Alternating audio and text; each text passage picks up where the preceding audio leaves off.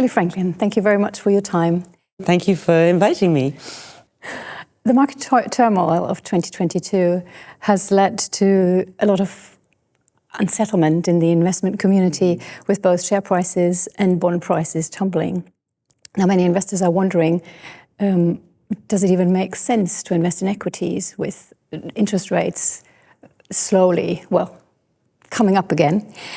What do you tell them? What is your view on the mix between the different asset classes? Sure. Well, it's certainly the case that bonds look a lot more attractive on a relative basis today than they have done for a long period of time. But you have to remember that there have been many points in recent history, even within our careers, where interest rates were at levels comparable to today, but everybody operated completely normally and it was considered relatively benign. So looking back over the long term, and even during such periods, equities have outperformed bonds over the long run.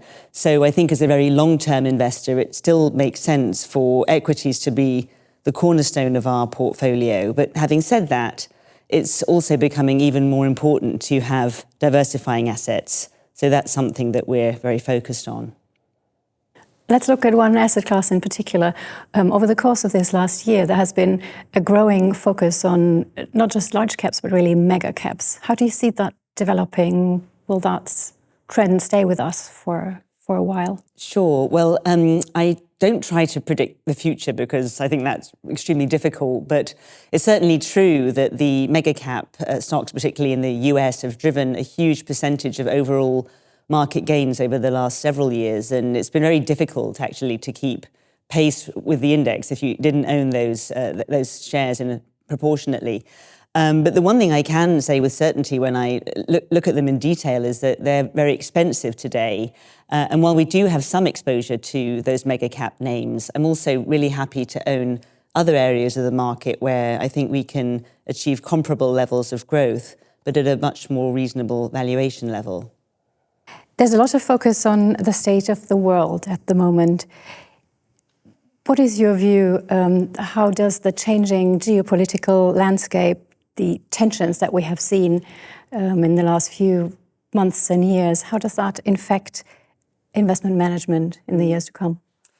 Well, that's a really difficult question, and I'm not sure I have a definitive answer to that. It's certainly true that the world has become a lot more complex. And maybe if I bring it back to something specific, we have some exposure to China.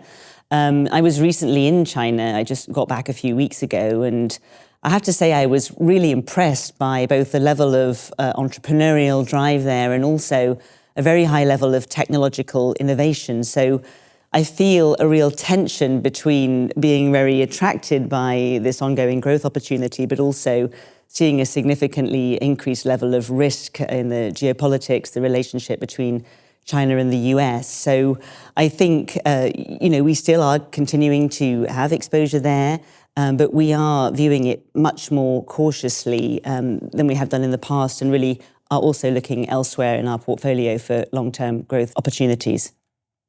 Thank you very much, Tilly. Thank you.